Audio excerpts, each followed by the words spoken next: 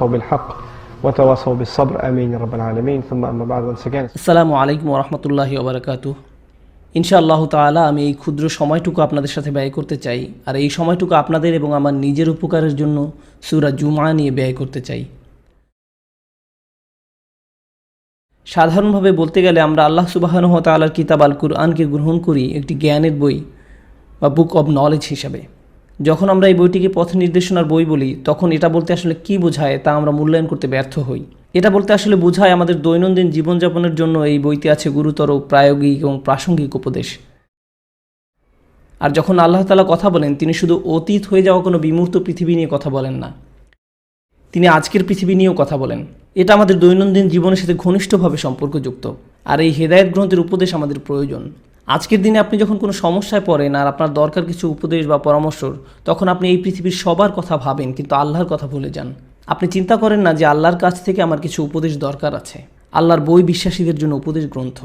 আমরা আমাদের প্রাত্যহিক জীবনে জড়িয়ে পড়ি, সমস্যায় আক্রান্ত হই, তারপর প্রতি কয়েক ঘন্টা পর পর আল্লাহর কাছ থেকে পথ নির্দেশনা চাওয়ার জন্য আমাদের ডাকা হয়। আমরা তার পথ নির্দেশনা প্রার্থনা করি, তারপর আমরা তার বই থেকে কিছু অংশ তেলাওয়াত করি। একজন বিশ্বাসীর জীবন এমনই। কিন্তু কোরআন থেকে আমাদের এত দূরত্ব তৈরি হয়েছে যে যেসব কাজ আমাদেরকে আল্লাহর নিকটবর্তী করার কথা, যেমন সালাত আদায়, আর সালাত হলো আল্লাহর প্রতিষ্ঠান যা বিশ্বাসীদেরকে আল্লাহর বইয়ের সাথে সম্পর্কযুক্ত করে রাখে।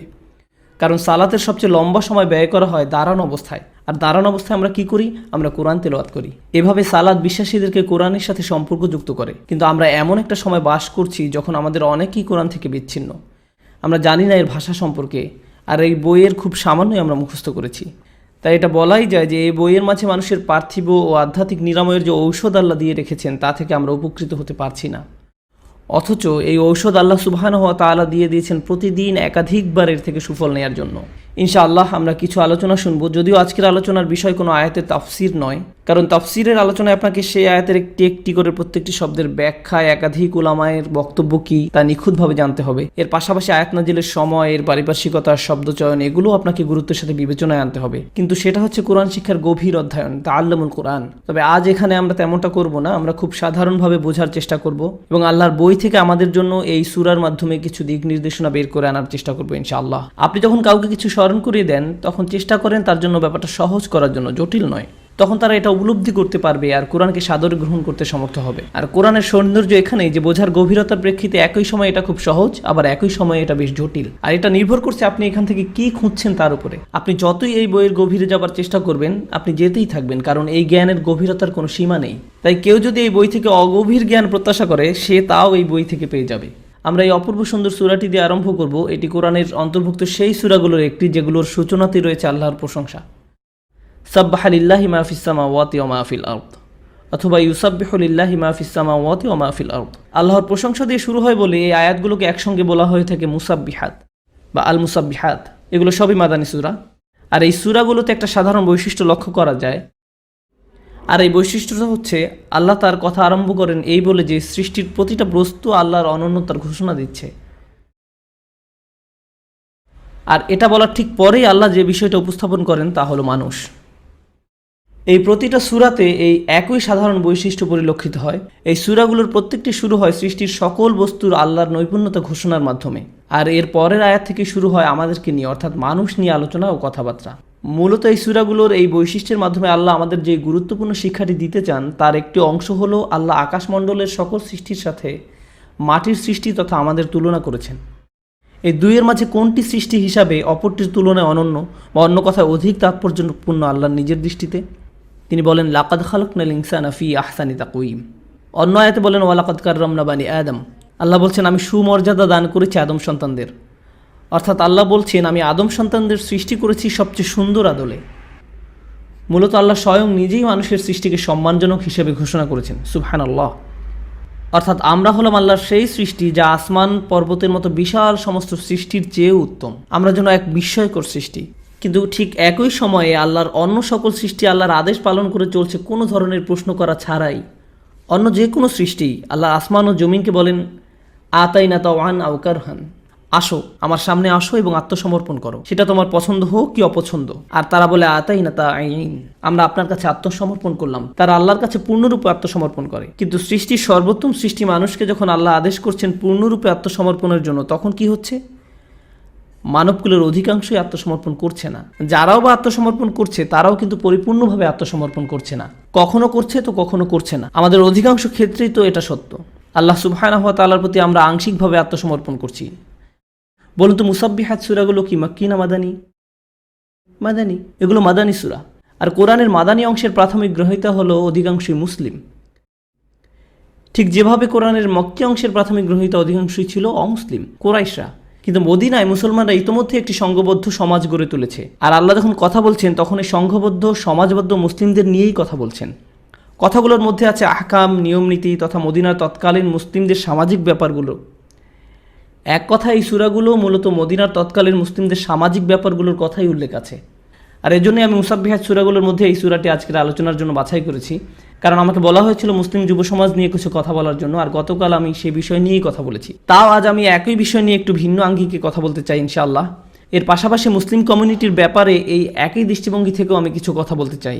একটি মুসলিম কমিউনিটিকে প্রাণবন্ত ও বিশুদ্ধ রাখতে আসলে কি প্রয়োজন, কিসে আমাদের কমিউনিটি সুপথে পরিচালিত হবে, কোনটি হবে এই কমিউনিটির প্রাণের উৎস, আল্লাহ কিভাবে এই বিষয়গুলো সম্পর্কে আলোকপাত করেন, আর তখন কি হয় যখন একটি মুসলিম কমিউনিটি এর চালিকা শক্তির মূল উৎস থেকে বিচ্যুত হয়ে পড়ে, কি তখন এর পরিণতি হয়। আল্লাহ শুরু করছেন এই বলে, আসমান ও জমিনে যা কিছু আছে তার সকলই আল্লাহর নিখুঁত অনবদ্যতা বা প্রশংসা ঘোষণা করছে। ইউসাব্বিহু লিল্লাহি মা ফিস সামাওয়াতি ওয়া মা ফিল আরদ।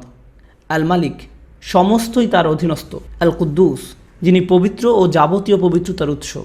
আল আজিজ, একচ্ছত্র অধিপতি। আল হাকিম, সকল জ্ঞানের অধিকারী। আল্লাহ সুবহানাহু ওয়া তাআলার 4টি গুণবাচক নামের উল্লেখ রয়েছে এই সূরার শুরুতে। এই সূরাটির ক্ষেত্রে এটি একটি অসাধারণ বিশেষত্ব, যেখানে অন্যান্য গুণবাচক নামের উল্লেখ থাকে 2টি, গাফুরুর রহিম, আজিজুন যুনতিকাম। অথচ এই সূরার শুরুতে আমরা আল্লাহ সুবহানাহু ওয়া তাআলার 4টি গুণবাচক নামের উল্লেখ পাচ্ছি, আল মালিক, আল কুদ্দুস, আল আজিজ, আল হাকিম। এটা নিঃসন্দেহে বিশেষ কিছু। আর ঠিক এর পরেই আল্লাহ তাআলা রাসূল সাল্লাল্লাহু আলাইহি সাল্লাম সম্পর্কে বলতে শুরু করেছেন, হুয়াল্লাযী বাআসা ফিল উম্মিয়িন, তিনিই নিরক্ষরদের মধ্য হতে একজন রসুল প্রেরণ করেছেন। মনে রাখুন যে এগুলো হলো সেই সূরা যেখানে শুরুতে আল্লাহ কথা বলেন আসমান ও জমিন সম্পর্কে, আর ঠিক এর পরের আয়াতেই তিনি কথা বলেন মানুষকে নিয়ে। সাথে সাথেই তিনি উল্লেখ করেন যে তিনি মানুষের মাঝে নিয়োগ করেন তার রসুল, তাদের মাঝে যারা কিছুই জানত না, উম্মিয়িন। এমনকি তারা জানতো না লিখতে কিংবা পড়তেও। রসুলাম মিনহুম, একজন রসুল যিনি মূলত তাদেরই একজন রসুল যিনি এসেছেন তাদেরই মধ্য থেকে। রাসূল শব্দটির অনুবাদ করা হয় বার্তাবাহক, যা একটি ইসম বা বিশেষ্য পদ। আরবি ব্যাকরণ যাকে বলা হয় ইসমে মুবালাগা। আর এটি যেই মানে বহন করে তা হলো রসুল হলেন সেই ব্যক্তি যিনি অত্যন্ত গুরুত্বপূর্ণ বার্তা বহন করেন আর অবিরতভাবেই তা প্রচার করতে থাকেন, বার্তা প্রচার করতে থাকেন। অর্থাৎ রসুল একটি বেশ গুরুত্ববহ শব্দ। ইয়াতলু আলাইহিম আয়াতিহি, তিনি প্রথম এই কাজটাই করেন। তিনি তাদেরকে তার অলৌকিক নিদর্শনসমূহ পড়ে শোনান, আল্লাহর অলৌকিক নিদর্শন। আগের আয়াতে আল্লাহর যে নাম উল্লেখ করা হয়েছিল তা হলো রাজা, আল মালিক। রাসূল সাল্লাল্লাহু আলাইহি সাল্লাম সম্পর্কে এই আয়াতে প্রথম যে জিনিসটা আমরা জানতে পারি তা হলো তিনি মানুষকে আল্লাহর নিদর্শন পড়ে শোনান। এটা অনেকটা রাজাদের চিহ্ন থাকে তার মতো। যেমন কোনো রাজ্যে গেলে যখন আপনি রাজ্যের সীমানায় প্রবেশ করেন তখন রাজ্যের পতাকা, রাজার বানানো স্মৃতিস্তম্ভ দেখতে পান, উর্দি পরা সেনা দেখতে পান, যেটা দেখে রাজার কথা মনে পড়ে, তাই না? এগুলো রাজত্বের চিহ্ন। নবী করিম সাল্লাল্লাহু আলাইহি সাল্লাম প্রথমে সবাইকে সেই রাজার অলৌকিক নিদর্শন স্মরণ করিয়ে দেন। অলৌকিক নিদর্শন বলতে এখানে কোরআনের আয়াতকে বোঝানো হয়েছে। কোরআনের আয়াত দুনিয়ায় আল্লাহর রাজ্যের সুস্পষ্ট নিদর্শন প্রকাশ করে। সুবহানাল্লাহ। ইয়াতলু আলাইহিম আয়াতিহি ওয়া ইউযাক্কিহিম, আয়াত পাঠ করে তিনি মানুষকে বিশুদ্ধ করেন। দ্বিতীয়ত, আল্লাহ আমাদের বলেন যে মহানবী সাল্লাল্লাহু আলাইহি সাল্লাম মানুষকে পবিত্র করেন। আল্লাহ আযজা ওয়া জাল্লার দ্বিতীয় যেই নাম উল্লেখ করা হয়েছিল সেটা হলো আল কুদ্দুস। আজকে যারা ক্লাসে ছিল তাদের নিশ্চয়ই মনে আছে, আল কুদ্দুস অর্থ সকল পবিত্রতার উৎস। দ্বিতীয় কাজ যেটা মহানবী সাল্লাল্লাহু আলাইহি সাল্লাম করেন, তিনি মানুষকে পবিত্র করেন। ওয়া ইউআল্লিমুহুমুল কিতাবা ওয়াল হিকমা, তিনি মানুষকে আইন ও প্রজ্ঞা শেখান। কিতাব শব্দের অর্থ আমি বই না বলে আইন বলেছি, যেমন কুতিবা আলাইকুমুস সিয়াম, কাতাবাল্লাহু আলাইকুম। আরবিতে কাতাবা বলতে শুধু বই বোঝায় না, আইনও বোঝায়। তিনি মানুষকে এই বইয়ের শিক্ষা দেন। এর মধ্যে ধর্ম সংক্রান্ত নির্দেশনা, বিধিনিষেধ, ইসলামী শরিয়া সবই অন্তর্ভুক্ত। এই আইন কে দিতে পারেন? যার এই আইন দেওয়ার কর্তৃত্ব আছে তিনি। আগের আয়াতটিতে আল্লাহর যে তৃতীয় নাম উল্লেখ করা হয়েছিল সেটা হলো আল আজিজ। এবং যখন মহানবী সাল্লাল্লাহু আলাইহি ওয়াসাল্লাম বলেন ওয়ায়ু আল্লিমুহুমুল কিতাব, শেষে বলছেন আল হাকিম, আল্লাহ আযজা ওয়া জাল্লা শেষে তার যে নাম উল্লেখ করেছেন তা হলো আল হাকিম, সর্বজ্ঞানী। আর এখানে আল্লাহ বলছেন আল হিকমা। মহানবী সাল্লাল্লাহু আলাইহি ওয়াসাল্লাম রাজার বাণী তেলাওয়াত করেন, তিনি মানুষকে পবিত্র করেন, তিনি মানুষকে গ্রন্থ ও প্রজ্ঞা শিক্ষা দেন। প্রজ্ঞা শব্দটা আল্লাহ সুবহানাহু ওয়া তাআলার শেষ যে নাম উল্লেখ করা হয়েছে তার সাথে সম্পর্কযুক্ত। কিন্তু আমি চাই এই 4টা শব্দকে আপনারা গভীরভাবে উপলব্ধি করুন। অনুবাদ পড়ার সময় খুব দ্রুত আমরা এই শব্দগুলোকে অতিক্রম করে যাই। তিনি আয়াত তেলাওয়াত করেন, তিনি তাদেরকে পবিত্র করেন, তিনি তাদের গ্রন্থ শিক্ষা দেন এবং প্রজ্ঞা শিক্ষা দেন। তিনি আয়াত তেলাওয়াত করেন, তিনি তাদের পবিত্র করেন, তিনি তাদের গ্রন্থ শিক্ষা দেন এবং প্রজ্ঞা শিক্ষা দেন। এখানে একটা অন্তর্নিহিত ক্রম আছে। এই ক্রমের ব্যাপারে প্রথম যে জিনিস আমাদের জানা উচিত তা হলো ইব্রাহিম আলাইহিস সালাম এই একই দোয়া করেছিলেন। গত রাতে যারা সায়ানাতে মসজিদে আমার সাথে ছিলেন তারা জানেন যে সেখানে আমরা আল্লাহ সুবহানাহু ওয়া তাআলার সাথে ইব্রাহিম আলাইহিস সালামের যে কথোপকথন তা নিয়ে আলোচনা করেছিলাম। ইব্রাহিম আলাইহিস সালাম বলেছিলেন, রব্বানা ওয়াবআথ ফীহিম রাসূলাম মিনহুম ইয়াতলু আলাইহিম আয়াতিক ওয়া ইউআল্লিমুহুমুল কিতাবা ওয়াল হিকমা ওয়া ইউযাক্কিহিম। ইব্রাহিম আলাইহিস সালাম তার বংশধরদের মধ্য থেকেই একজন রসুল প্রেরণের জন্য অনুরোধ করেছিলেন যে মানুষকে আল্লাহর আয়াত পড়ে শোনাবেন। এখানে কি আল্লাহ তাই বলেননি? মুহাম্মদ সাল্লাল্লাহু আলাইহি সাল্লাম আয়াত পাঠ করে শোনাবেন, তারপর তিনি কোরআন ও বিজ্ঞতা শেখাবেন, তারপর আল্লাহ বলছেন তিনি তাদেরকে কলুষতা মুক্ত করবেন। আমরা কি এখানেও কলুষতা মুক্ত হওয়া খুঁজে পাই না? হ্যাঁ পাই, কিন্তু একটা পার্থক্য আছে। কিন্তু এখানে আয়াতটা আবার শুনুন, তিনি আয়াত পাঠ করেন, তাদেরকে কলুষতা থেকে মুক্ত করেন এবং তিনি তাদেরকে কিতাব ও বিজ্ঞতা শেখান। ক্রমের মধ্যে একটা পার্থক্য আছে। ইব্রাহিম আলাইহিস সালাম যেভাবে দোয়া করেছিলেন, আল্লাহ যেভাবে সাড়া দিয়েছিলেন তা ভিন্ন। এটা আসলে প্রমাণ করে যে ইব্রাহিম আলাইহিস সালাম যে দোয়া করেছিলেন আল্লাহ তা কবুল করেছেন, এটা তার প্রমাণ। কিন্তু আল্লাহ শুধু তার দোয়া কবুলই করেননি, আল্লাহ আযজা ওয়া জাল্লা তার দোয়াকে নিখুঁত করেছিলেন। আল্লাহ সুবহানাহু ওয়া তাআলা যে ক্রমটা নাজিল করেছেন তা আরও ভালো। সেটা হলো তিনি আয়াত পাঠ করবেন, তাদেরকে কলুষতা মুক্ত করবেন এবং তারপর তাদের শিক্ষা দিবেন। সুতরাং প্রথমে মানুষকে পড়ে শোনানো, তারপরে সাফাই বা কলুষ মুক্ত করা, তারপরে শিক্ষা দেয়া। আমি আজকের আলোচনায় এই বিষয়ের উপরই গুরুত্ব দিতে চাই। এটার আসলে মানেটা কি? এই 3টা ধাপের, এটা 3টা ধাপের একটা পদ্ধতি। এটা তো আগেই বলেছি যে আল্লাহ ইব্রাহিম আলাইহিস সালামের দোয়া নিখুঁত করেছিলেন। এটা করার পিছনে কি বিজ্ঞতা আছে? এর পিছনে বেশ কিছু কারণ আছে। প্রথমটা হলো ইসলামের দাওয়াত, যেটা সবার হৃদয়কে নাড়া দেবে। এমনকি যারা তাদের মেয়ে শিশুকে জ্যান্ত কবর দিত, এটা তাদের হৃদয়কেও নাড়া দিয়েছিল। তারা অনেক খারাপ মানুষ ছিল, পরবর্তীতে তারাই অসাধারণ মানুষে পরিণত হয়েছিলেন। কোন জিনিস তাদের মধ্যে এমন পরিবর্তন ঘটালো? তাদের এই পরিবর্তন কিভাবে হয়েছিল? 2টা জিনিস সেটা করেছিল। এটা ছিল মহানবী সাল্লাল্লাহু আলাইহি সাল্লামের চরিত্র এবং তার সাথে পৃথিবীর বুকে শোনা সবচেয়ে আশ্চর্যজনক বাণী যুক্ত হয়েছিল। সেটা হলো আল কোরআন, আল্লাহর বাণী, তাই না? এই 2টা জিনিস একসাথে, মুহাম্মদ সাল্লাল্লাহু আলাইহি সাল্লামের অসাধারণ চরিত্র এবং তার সাথে কোরআন। আয়াতটা যদি আবার তেলাওয়াত করি, এটাতে বলা হয়েছে হুয়াল্লাযী বাআসা ফিল উম্মিয়িনা রাসূলা। মহানবী সাল্লাল্লাহু আলাইহি সাল্লামের কথা কি উল্লেখ করা হয়েছে? তার কথা উল্লেখ করা হয়েছে। আল্লাহ তাদের মধ্য থেকে একজন নবী প্রেরণ করেন, সুতরাং নবীর কথা উল্লেখ করা হয়েছে। এর ঠিক পরবর্তীতে কি উল্লেখ করা হয়েছে? ইয়াতলু আলাইহিম আয়াতিহি। সুতরাং মুহাম্মদ সাল্লাল্লাহু আলাইহি সাল্লামের উল্লেখ করা হয়েছে এবং তারপরে কি উল্লেখ করা হয়েছে? তিনি আয়াত পাঠ করেন, কোরআনের কথা উল্লেখ করা হয়েছে। এই 2টা জিনিস, ইসলামের যিনি দাওয়াত দিচ্ছেন তার চরিত্র, মুনাদিয়া ইউনাদিলিল ঈমান, এবং তার কথা বলা সবচেয়ে শক্তিশালী কথা যেটা মানুষকে ইসলামের দিকে ডাকে। যখন এই 2টা জিনিস একত্র হয়ে যায়, তখন সবচেয়ে খারাপের থেকে খারাপ মানুষও সবচেয়ে ভালোর চেয়ে ভালো হতে পারে। যদি কারো মধ্যে একরত্তি পরিমাণে ভালো থেকে থাকে, তাহলেও সেটা বের হয়ে আসবে। যখন এই 2টা জিনিস একসাথে হয়, তখন আল্লাহ তার ইসলামের দাওয়াতে মানুষকে প্রভাবিত করার ক্ষমতা দিয়ে দেন। আজকের দিনেও কি এই 2টা জিনিসের একসাথে হওয়া প্রয়োজন নয়? সুবহানাল্লাহ। আমাদের এমন দায়ী প্রয়োজন যারা উন্নত চরিত্রের অধিকারী। তারা শুধু তাদের কথায় সকলের জন্য আদর্শ নয়, বরং তাদের কাজেও। সর্বোপরি যখন তারা কথা বলে, তখন কি নিয়ে কথা বলে? কোরআন। ইয়াতলু আলাইহিম আয়াতিহি। মুহাম্মদ সাল্লাল্লাহু আলাইহি সাল্লাম প্রথমে এই কাজটাই করেছিলেন। তিনি মানুষকে আল্লাহর অলৌকিক বাণীর সাথে পরিচয় করিয়ে দিয়েছিলেন। আল্লাহর বাণী মানুষের উপর যেমন প্রভাব হয়, আর কারো কথার তেমন প্রভাব হয় না, কারো কথারই না। এটাই দাওয়াতের মূল উপাদান, যেটা আল্লাহ সুবহানাহু ওয়া তাআলার কিতাবে ব্যাখ্যা করা হয়েছে। সুতরাং প্রথম কাজ হলো মানুষকে আল্লাহর বাণীর সাথে পরিচয় করিয়ে দেয়া। যদি আল্লাহর বাণী সম্বন্ধে কিছু জেনে থাকেন, তাহলে এটা নিশ্চয়ই জানেন যে আল্লাহ একই বিষয়ে বিভিন্নভাবে বলেছেন। কারণ দুনিয়ায় অনেক ধরনের মানুষ আছে। একজন হয়তো একভাবে বুঝবে, কিন্তু আরেকজন আরেকভাবে। কোনো কৃষক কৃষিকাজ সম্বন্ধে কিছু শুনলে হয়তো সাথে সাথে বুঝে যাবে, কিন্তু কোনো ব্যবসায়ী ব্যবসা সম্বন্ধে শুনলে সেটা অনুধাবন করতে পারবে। কোনো যুবক যৌবন সম্বন্ধে বললে বুঝতে পারবে। আল্লাহ সুবহানাহু ওয়া তাআলারও এমন বিভিন্ন ধরনের শ্রোতা আছে এবং তাই তিনি এত বিভিন্নভাবে বলেছেন। আমাদের দেশের, আমাদের সম্প্রদায়ের পরবর্তী যে দায়ী আসবে তাদের আদর্শ আচরণ এমনই হওয়া উচিত। আমাদের ইসলামের দায়ী দরকার, যারা মানুষকে ইসলামের দিকে ডাক দিবে এবং তারা জানবে যে কোরআনের বাণীকে কিভাবে মানুষকে জানাতে হয় এবং আল্লাহর বাণীকে পরিবেশনের সময় কিভাবে সৌন্দর্যমণ্ডিত করতে হয়। সর্বোপরি আমাদের চরিত্রবান হতে হবে। ইয়াতলু আলাইহিম আয়াতিহি। এখন এমনটা ঘটার পরে আল্লাহর বাণী মানুষকে প্রবলভাবে নাড়া দিল, আক্ষরিক অর্থেই নাড়া দিল। এরপরে কোন জিনিসের উল্লেখ আছে? ওয়ায়ুজাক্কিহিম। তিনি তাদের কলুষতা থেকে মুক্ত করেন, তিনি তাদের পরিশুদ্ধ করেন। এখানে যৌক্তিক ক্রমটা কি? এখানে কলুষতা থেকে মুক্ত করার কথা বলা হয়েছে, এটার অর্থ আসলে কি? কখন কোনো জিনিস পরিষ্কার করার দরকার হয়? যখন এটা ময়লা থাকে। আমরা কোনো ময়লা জিনিসকেই তো পরিষ্কার করি। তাই যখন এই আয়াত তারা শুনলেন, তারা নিজেদের কথাই ভাবলেন। নিজেদের কথা ভেবে তারা এটা অনুধাবন করলেন যে তাদের চরিত্রে, তাদের জীবন, তাদের কাজে, তাদের কথায় এমন কিছু আছে যা নোংরা, কিছু জিনিস আছে যা ময়লা। সে ময়লা যেমনই হোক না কেন তাদের কাছে সেটা খারাপ লাগলো, কিন্তু শুধু খারাপ লাগাই যথেষ্ট নয়। আপনি এমন অনেক খুতবা শুনেছেন যখন ইমাম কোরআনের আয়াত পাঠ করছেন এবং আপনার খারাপ লেগেছে, কারণ আপনি আপনার মধ্যে নোংরাটাকে অনুধাবন করেছিলেন, তাই না?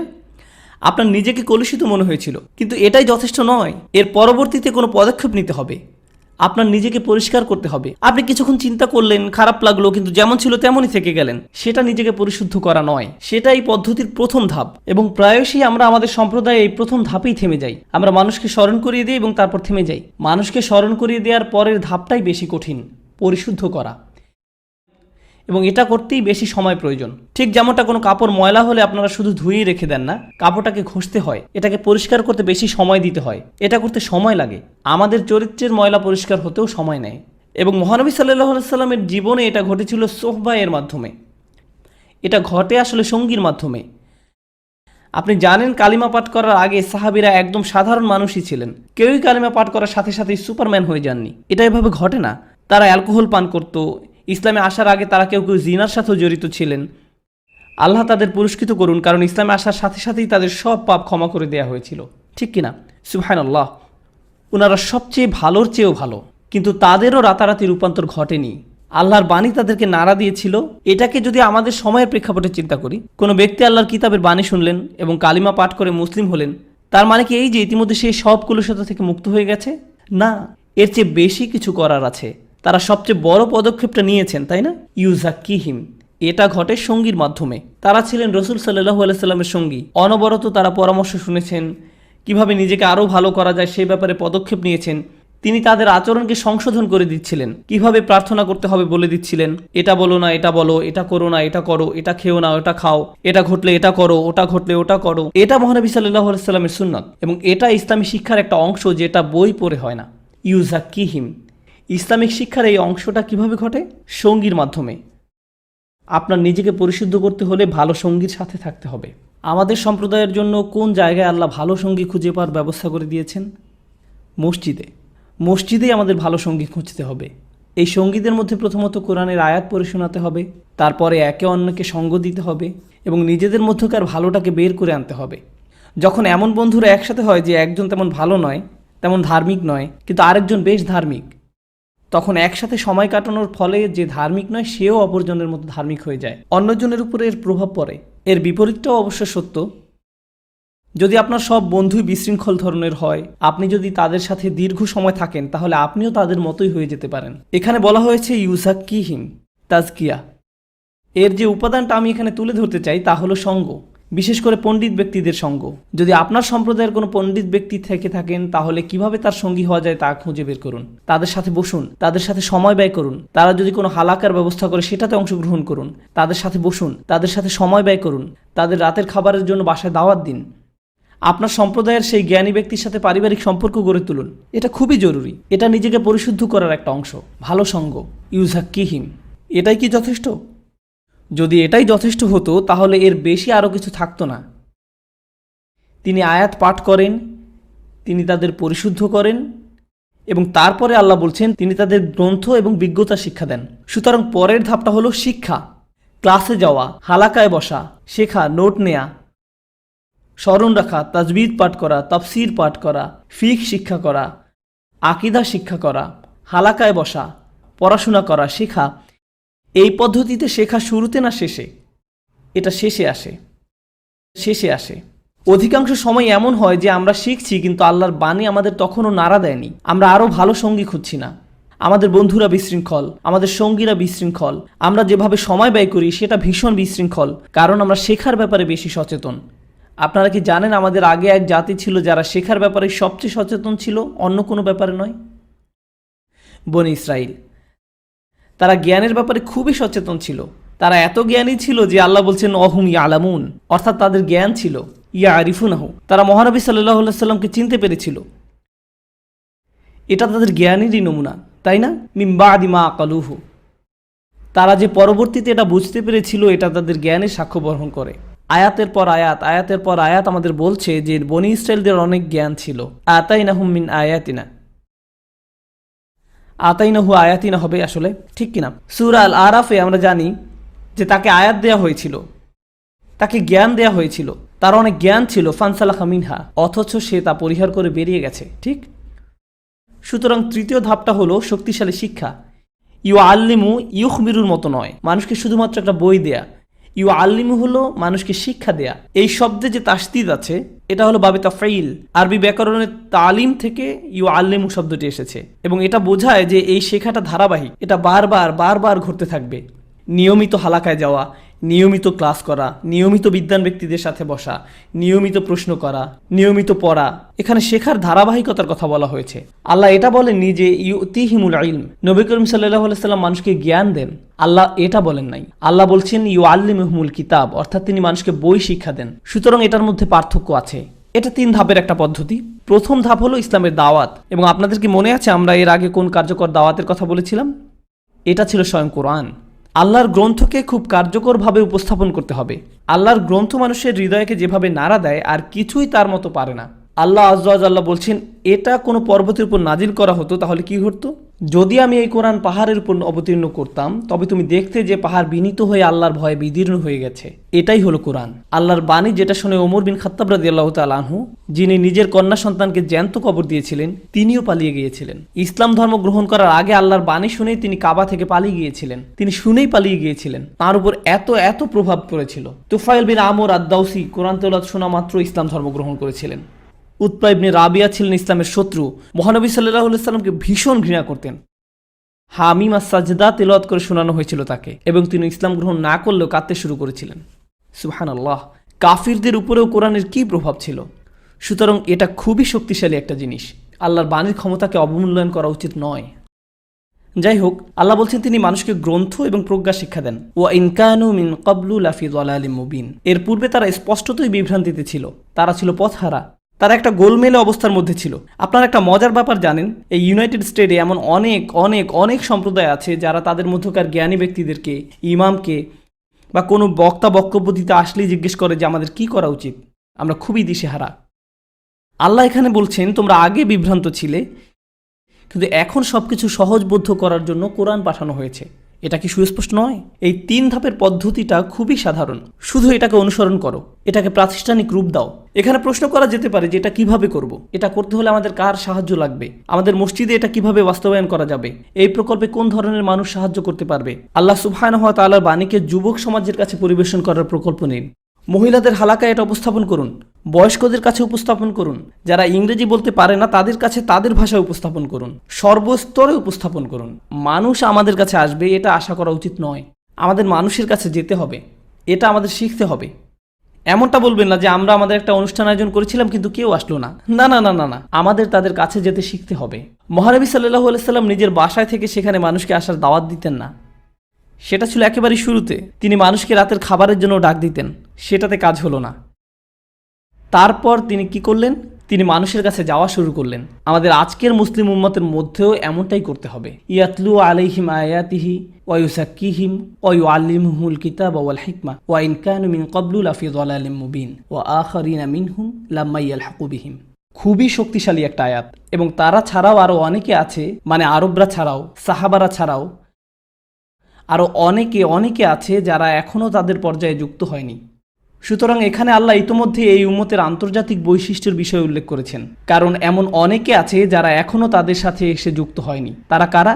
আজকের দিনে তারা হলো তুর্কি, মালয়েশিয়ান, আফ্রিকান, সারা দুনিয়ার মুসলমান।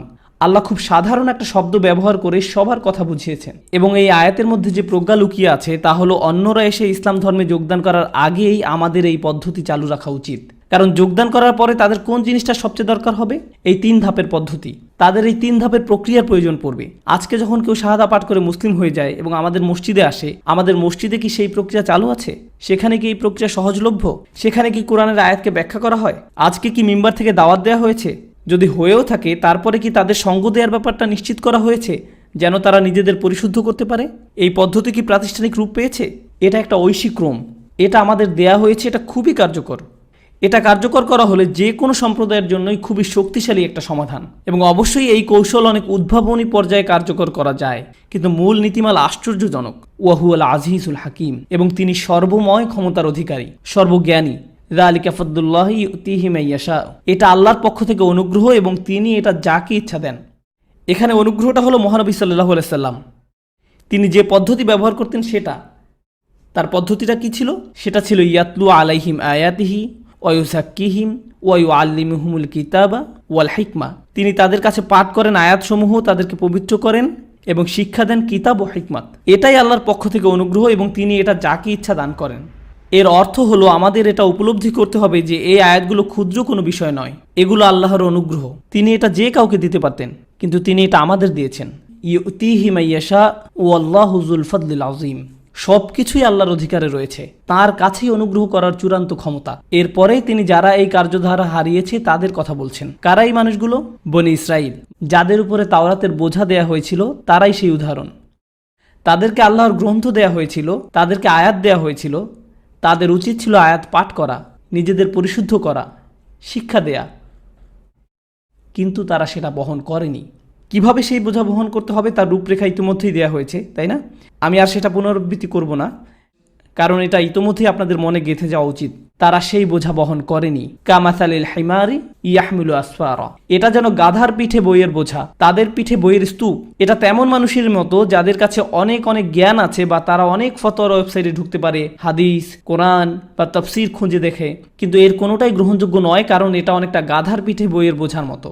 তারা নিজেদের পরিশুদ্ধ করেনি, আল্লাহর আয়াত তাদের নাড়া দেয়নি। আর আল্লাহর আয়াত যখন তাদের সামনে পাঠ করা হয় তাদের ঈমান বেড়ে যায়। এর কিছুই সেখানে ঘটেনি। যেখানে আয়াত পাঠ করা হলে তাদের ঈমান বৃদ্ধি পাওয়ার কথা, সেখানে তাদের সাথে এমনটা ঘটে না। এটা তাদের কাছে শুকনা জ্ঞান, এটা শুধু কোনো মজার একটা তথ্য বা বক্তব্য দেওয়ার সময় আওড়ানোর জন্য শেখার বিষয়। তারা আল্লাহর আয়াতকে এর মধ্যেই সীমাবদ্ধ করে ফেলেছে। সুবহানাল্লাহ। তাই এখানে আল্লাহ বলছেন তারা সেই বোঝা বহন করেনি। কামাসালিল হিমারি ইয়াহমিলু আসফারা, সেই গাধার মতো যার পিঠে বইয়ের বোঝা। বিইসা মাসালুল কওমিল্লাযীনা কাযযাবু বিআয়াতিল্লাহ, এই কথাগুলো ভয় পাওয়ার মতো। কি জঘন্য সেই জাতির উদাহরণ। আল্লাহ এখানে বনী ইসরাইলদের কথা বলেননি, তিনি বলেছেন জাতি। তিনি এখানে একটা জাতিবাচক শব্দ ব্যবহার করেছেন। আর যখন তিনি এটা সাধারণ জাতিবাচক শব্দ ব্যবহার করেন, এর মানে কি জানেন? এর মানে হলো এটা হবে যে কেউ যারাই এই কাজটি করে। কি জঘন্য সেই জাতির উদাহরণ। আল্লাহ এখানে বনী ইসরাইলদের কথা বলেননি, তিনি বলেছেন জাতি। তিনি এখানে একটা জাতিবাচক শব্দ ব্যবহার করেছেন। কি জঘন্য সেই জাতি যারা আল্লাহর আয়াতকে মিথ্যা সাব্যস্ত করে। তারা আল্লাহর আয়াতের সাথে সুবিচার করেনি, তারা আল্লাহর আয়াত নিয়ে সত্য কথা বলেনি। আল্লাহ আমাদেরকে ক্ষমা করুন যেন আমরা তেমন না হই। আল্লাহু লা ইয়াহদিল কওমাজ জালিমিন, যারা আল্লাহর গ্রন্থকে যথার্থ মূল্য দিতে পারে না তাদের চূড়ান্ত শাস্তি কি? যখন আল্লাহ তাদের গ্রন্থ দিয়েছিলেন, কিভাবে এর শিক্ষাকে জীবনে, সমাজে, সম্প্রদায়ে কার্যকর করতে হবে তাও বলে দিয়েছিলেন। দোজখে শাস্তি পাওয়ার আগে তাদের শাস্তি হলো আল্লাহ তাদেরকে পথ দেখাতে অস্বীকার করেছেন। কারণ আল্লাহ তাদের পথ প্রদর্শন করেছিলেন এবং তারা সেটার যথার্থ মূল্যায়ন করেনি।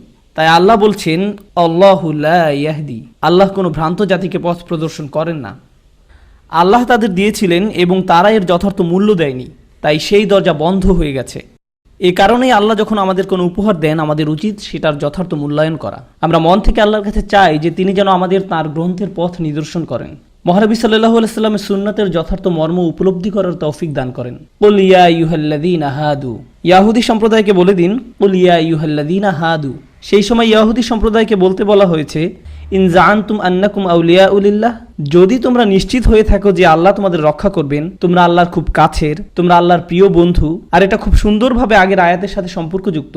আপনারা খেয়াল করে থাকবেন যে যখন কোনো সম্প্রদায়ের ধর্মের সত্যিকারের ভাবার্থটাকে হারিয়ে ফেলে এবং ভাষা জ্ঞানই শুধু অবশিষ্ট থাকে, তখন যেখানে আল্লাহর প্রতি ভয় থাকার কথা সেখানে একটা শূন্য অনুভূতি হয়। যেখানে আল্লাহর প্রতি সশ্রদ্ধ ভয় থাকার কথা, যেখানে অবিরত আল্লাহকে স্মরণ করার তাড়না থাকার কথা, সেখানে যখন আল্লাহকে ভয় স্মরণ কোনোটাই অবশিষ্ট থাকে না, যখন একটা সম্প্রদায়ের কোনোটাকেই গুরুত্ব দেওয়া হয় না, তখন একটা জিনিস অবশিষ্ট থাকে, আর তা হলো মিথ্যা অনুমান। কারণ আল্লাহর সত্যিকারের ভালোবাসা, ভয় স্মরণ আর সেখানে নেই, পাত্রটা ফাঁকা। তাই অন্য জিনিস সেই পাত্রটাকে ভর্তি করে। এর মধ্যে অন্যতম জিনিস হলো আমল, মিথ্যে আশা। অন্যতম মিথ্যে আশা হলো আমি যত খারাপই হই না কেন, অন্তত আমি লা ইলাহা ইল্লাল্লাহু মুহাম্মাদুর রাসূলুল্লাহ সাল্লাল্লাহু আলাইহি ওয়াসাল্লাম বলেছি, তাই আমি যা ইচ্ছা তাই করতে পারি।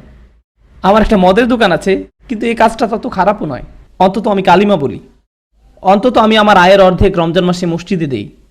আস্তাগফিরুল্লাহিল আযীম। আপনি আপনার মদের দোকানে টাকা মসজিদে দিচ্ছেন, সেই মসজিদে আরো কত ফিতনার জন্ম দিবে কোনো ধারণা আছে কি আপনার? আপনারা কি জানেন ইসলাম ধর্ম প্রবর্তনের আগে বন্যায় কাবাঘর ক্ষতিগ্রস্ত হয়ে গিয়েছিল এবং কুরাইশরা কাবাকে পুনর্নির্মাণ করার জন্য অর্থ সংগ্রহ করছিল। তারা মদ, পতিতাবৃত্তি ও জুয়া থেকে টাকা নিতে অস্বীকার করেছিল। হেরা তো হলো মুশরিক, মুশরিকরাই এমন করেছিল। আর আমাদের সময় আমাদের না বলতে হলে যুদ্ধ করতে হয় যে আমরা এইসব আয়ের উৎস থেকে টাকা নিব না। আর সেই দাতা তখন বলেন, আপনি এটা কি বলছেন? আমি দান করছি কারণ এটা আমার জান্নাতে যাওয়ার টিকিট। আমি টাকা দিচ্ছি যেন আমি আমার হারাম ব্যবসার মালিক হওয়ার জন্য ভালো বোধ করতে পারি। এমনটাই ঘটে, সুবহানাল্লাহ। আমরা এখন এই পর্যায়ে উপনীত হয়েছি। সুতরাং তারা ধারণা করে যে তারা আল্লাহর আউলিয়া। আল্লাহ বলছেন মিন দুনিন নাস, অন্য মানুষদের তুলনায় তোমরা বিশেষ দল, তোমরা সেই দল যাদের আল্লাহ সত্যিই ভালোবাসেন। যদি এটাই তোমাদের ধারণা হয়ে থাকে, ফাতামান্নাউল মাউত, তবে মৃত্যু কামনা করো, তবে বিনা দ্বিধায় মৃত্যু কামনা করো। বিশ্বাসীরা যারা সত্যি আল্লাহকে বিশ্বাস করেন, যারা সত্যি হৃদয় ঈমান অনুভব করেন, কুরআনে উল্লেখ করা তাদের অন্যতম একটি দোয়া কিভাবে শেষ হয়েছে জানেন? খুবই চমৎকার একটা দোয়া, ওয়া তাওয়াফানা মাআল আবরার, আমাদেরকে ধার্মিক হিসাবে মৃত্যু দান করুন। এটা মৃত্যু চেয়ে দোয়া, কিন্তু কি ধরনের মৃত্যু? ধার্মিক হিসেবে।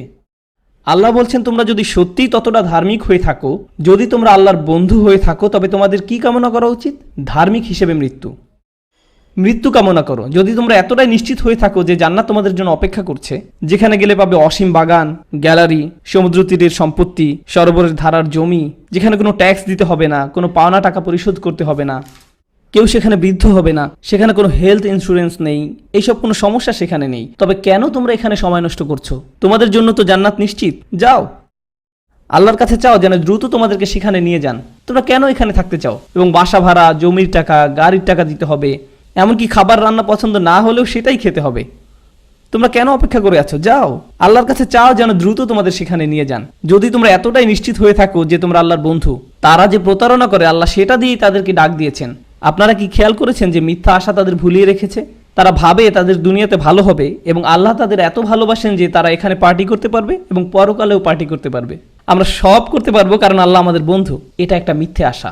এমনকি এটা কোনো বিশ্বাসী মানুষের অন্তরে প্রবেশ করতে পারে যদি সে মহানবী সাল্লাল্লাহু আলাইহি সাল্লামের পদ্ধতি, আল্লাহর গ্রন্থের সাথে সুসম্পর্ক না রাখে। সুতরাং ইন কুনতুম সাদিকিন, যদি তোমরা সত্যবাদী হয়ে থাকো তবে এটার কামনা করো। ওয়ালা ইয়াতামান্নাউনাহু আবাদা, তারা এটা কখনোই কামনা করবে না। বিমা কদ্দামাত আইদিহিম, কখনোই না। কেন তারা এটা কামনা করবে না? যদিও তারা নিশ্চিত যে তারা আল্লাহর বন্ধু, কিন্তু তাদেরকে এটা করতে বললে জানেন কেন তারা এটা করবে না? কারণ তাদের হাত যেটা ভবিষ্যতে পাঠিয়েছে, সোজা বাংলা এটা বোঝা একটু কঠিন। আমার হাত কি ভবিষ্যতে পাঠিয়েছে? এটার মানে আমি ইমেইলের পরিভাষা ব্যাখ্যা করতে পারি। যখন আপনি সেন্ড বাটন চাপ দেন, তারপরে আপনি কি ইমেইলটা ফিরিয়ে আনতে পারেন? এটা সামনে গেছে, এটা অগ্রসর হয়ে গেছে, আপনার ইমেইল সামনে চলে গেছে। যখন আপনি এই দুনিয়ার কোনো কাজ করেন, এটা আক্ষরিক অর্থেই অগ্রসর হয়ে গেছে। এটা চলে গেছে আমাদের দুই কাঁধের উপরের দুই হার্ড ড্রাইভে। সেখানে দুইটা হার্ড ড্রাইভ আছে, ঠিক কিনা?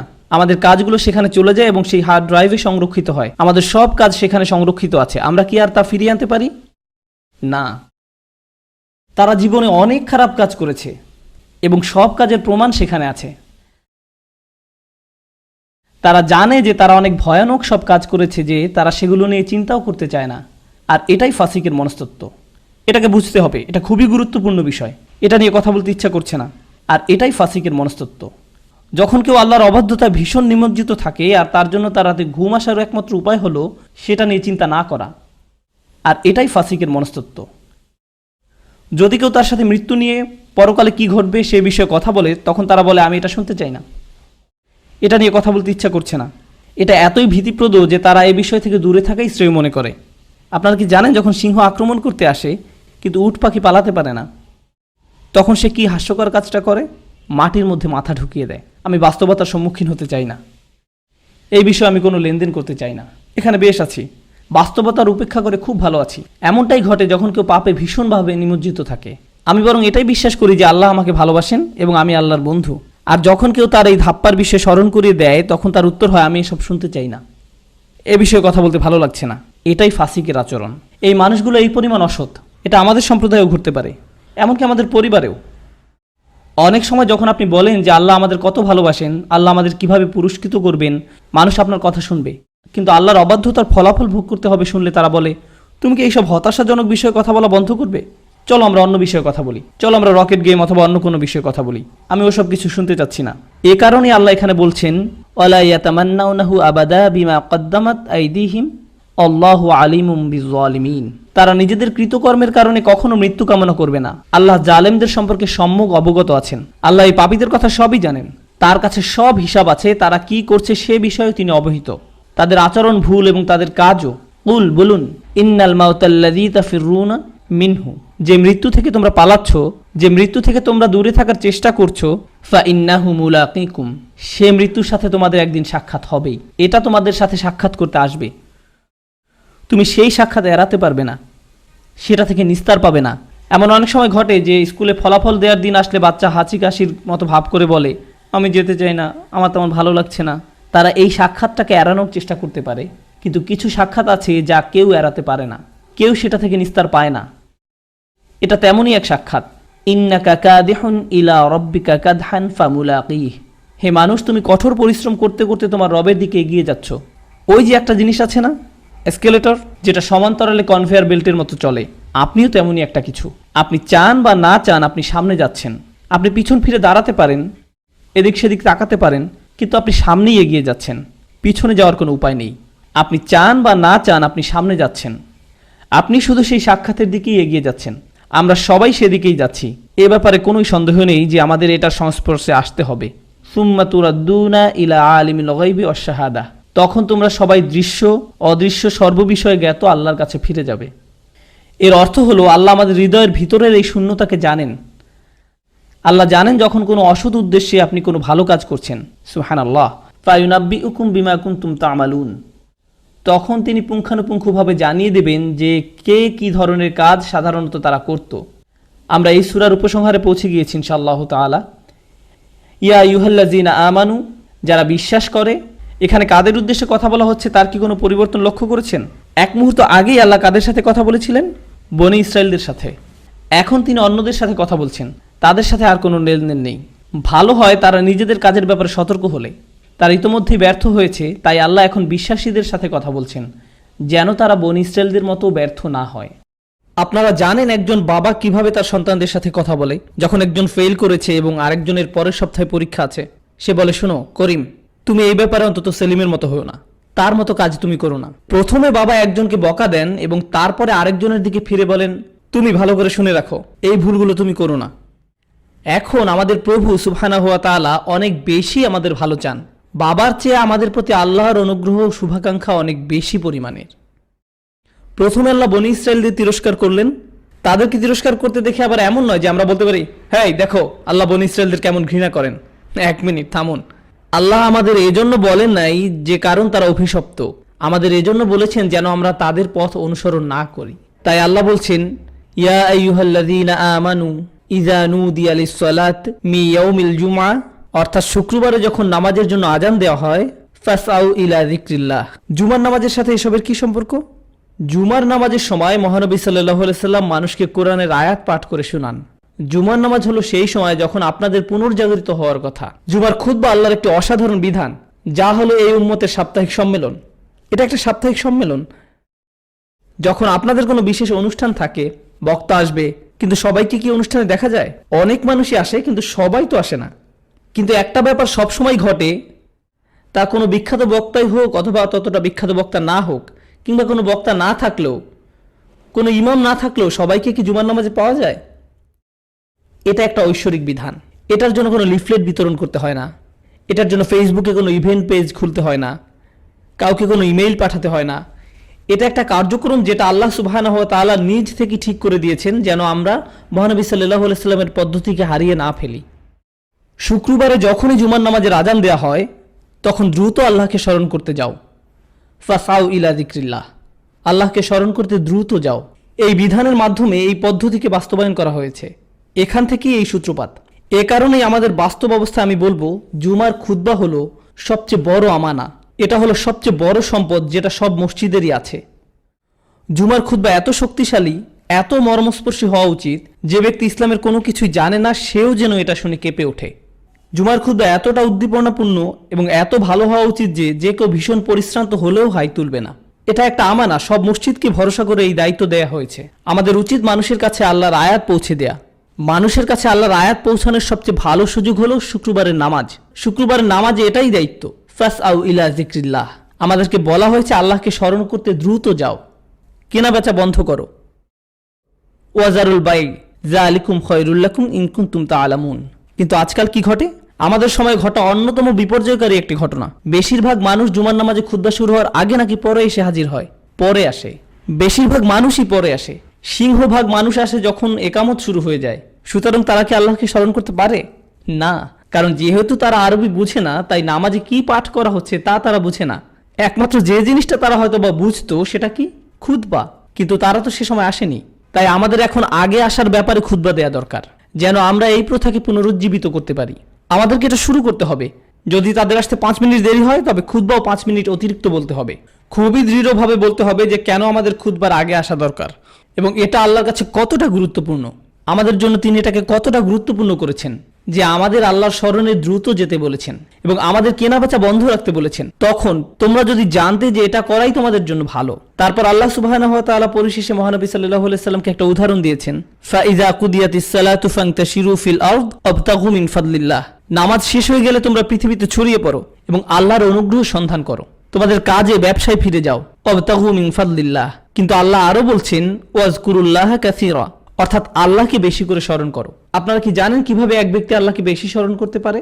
বেশিরভাগ সময় জুমার নামাজ শেষ হয়ে গেলে আপনাদের মনে হয় যে দিনের ধর্মকর্ম সব শেষ, এখন আমি পার্টি করতে পারি। সর্বোপরি আজ তো শুক্রবার রাত, বিশেষ করে আমেরিকাতে এমন ঘটে, ঠিক না? কিন্তু খুতবাটা যদি খুব শক্তিশালী হয় তাহলে সেটা অন্তত ওই দিনটা পর্যন্ত আপনার সাথে টিকে থাকে। এভাবেই আল্লাহকে বেশি স্মরণ করা হয়। তাই আল্লাহ বলছেন ওয়াজকুরুল্লাহ কাসীরা লাআল্লাকুম তুফলিহুন, যেন তোমরা সফলকাম হও। আল্লাহ যেন আমাদেরকে সফলকামদের মধ্যে একজন করেন।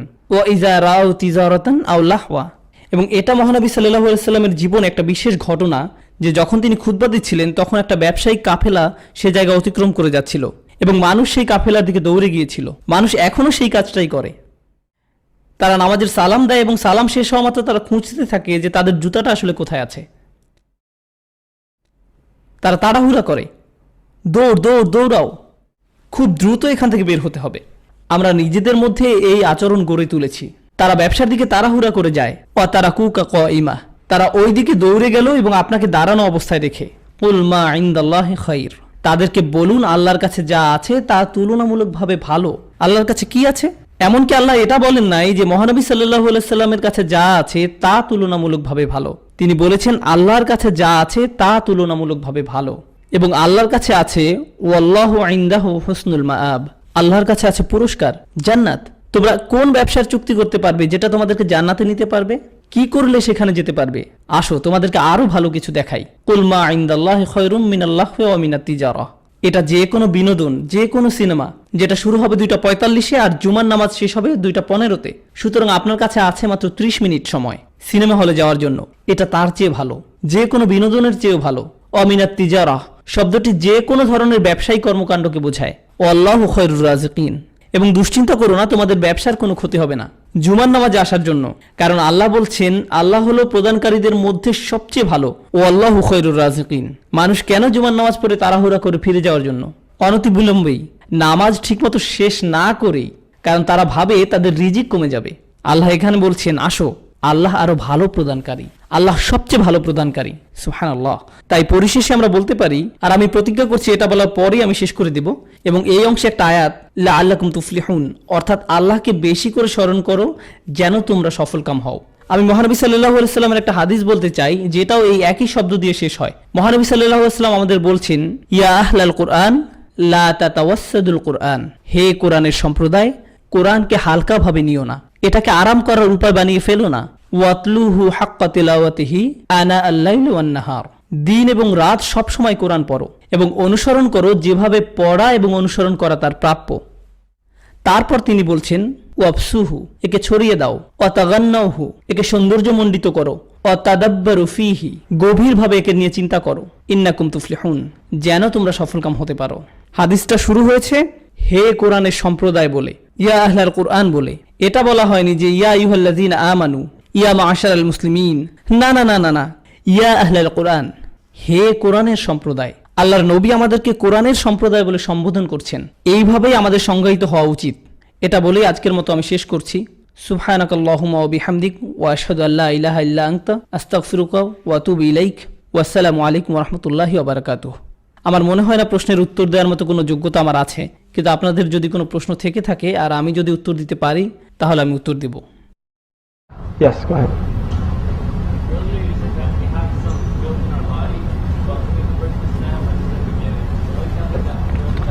এটা শর্ত সাপেক্ষ। যখন আমরা ইসলাম গ্রহণ করি তখন আমাদের সব পাপ ক্ষমা করে দেওয়া হয়, কিন্তু তার মানে এই না যে আমরা পরিশুদ্ধ হয়ে গেছি। অন্যভাবে বললে আমাদের আচরণ যেমন ছিল তেমনই আছে। উদাহরণস্বরূপ বলা যায়, আমরা যদি মদে আসক্ত হয়ে থাকি, কালেমা পাঠ করলেই কি এই আসক্তি পুরোপুরি চলে যায়? আপনি যদি ড্রাগে আসক্ত হয়ে থাকেন, না, কালেমা পাঠ করলেই কি আপনি তার প্রতি বিমুখ ভাব পোষণ করতে শুরু করবেন? যদি আপনি ধূমপায়ী হয়ে থাকেন, কালেমা পাঠ করার পরও আপনি এর প্রতি আসক্তি বোধ করবেন? অবশ্যই। এটা এমন নয় যে কালেমা পাঠ করলাম আর সব ঠিক হয়ে যাবে, সবকিছু আমার মধ্য থেকে দূর হয়ে গেল। আল্লাহর ঐশ্বরিক সাহায্য আসবে, কিন্তু এই সব অভ্যাস ত্যাগ করার চেষ্টা করতে হবে। নিজের মধ্যে থেকে এসব খারাপ অভ্যাসকে পরিষ্কার করতে হবে। পূর্বে যে খারাপ কাজ আপনি করেছেন তার জন্য আপনাকে আর জবাবদিহিতা করতে হবে না, কিন্তু এখন আপনাকে এটা নিশ্চিত করতে হবে যে আপনি আর সেই খারাপ কাজে ফিরে যাচ্ছেন না। যদিও আগে আপনি অনেকদিন যাবত ওই কাজগুলো করে আসছিলেন। আপনারা কি পাভলোর ক্লাসিক্যাল কন্ডিশনিং জানেন? একটা কাজ বারবার করতে করতে আপনার অভ্যাস হয়ে যায়, এভাবেই আপনি কাজ করেন। এই খারাপ কাজ থেকে বের হয়ে আসতে সত্যি অনেক চেষ্টা করতে হয়। যুবকদের মধ্যে একটা খুবই খারাপ অভ্যাস আছে, কোনো এক সময় যখন বাবা মা আশেপাশে থাকে না তখন তারা কম্পিউটার নিয়ে বসে। এটা একটা খারাপ অভ্যাস। কিছু নির্দিষ্ট বন্ধু আছে, যখন আপনি তাদের সাথে থাকেন তখন খারাপ ব্যাপারগুলো ঘটে। এটা একটা খারাপ অভ্যাস, এবং এটা সবসময় করতে করতে এটা আপনার জন্য একটা চক্রের মতো হয়ে যায়। আপনাকে এই চক্র থেকে বের হয়ে আসতে হবে। আপনার নিজেকে পরিষ্কার করতে হবে ভালো সাহচর্যের মাধ্যমে। আল্লাহ যেন আমাদেরকে ভালো সঙ্গী দান করেন। Yes. শেষে আপনি যে হাদিস উল্লেখ করলেন সেখানে বলা হয়েছে কোরআনকে বিনোদন হিসেবে না নিতে, কিন্তু যদি এমন হয় যে যে কেউ উপভোগ করে? না না, এখানে বলা হয়নি যে বিনোদন হিসেবে না নিতে, এখানে বলা হয়েছে হালকাভাবে না নিতে, বা কোরআনকে বিনোদনে পরিণত করে ফেলো না। হাদিসে তেমন কিছু বলা হয়নি। সেখানে বলা হয়েছে লা তাতাওয়াসসাদুল কুরআন। আরবিতে তাতাওয়াসসাদু শব্দের বেশ কিছু মানে আছে, তার মধ্যে অন্যতম হলো এটাকে বালিশ বানিয়ে ফেলো না। এর অর্থ হলো এটা ভাবা যে ঠিক আছে, আমরা তো কোরআনের সম্প্রদায়, সুতরাং আমাদের মাফ করে দেয়া হয়েছে, এখন আমি আরাম করতে পারি।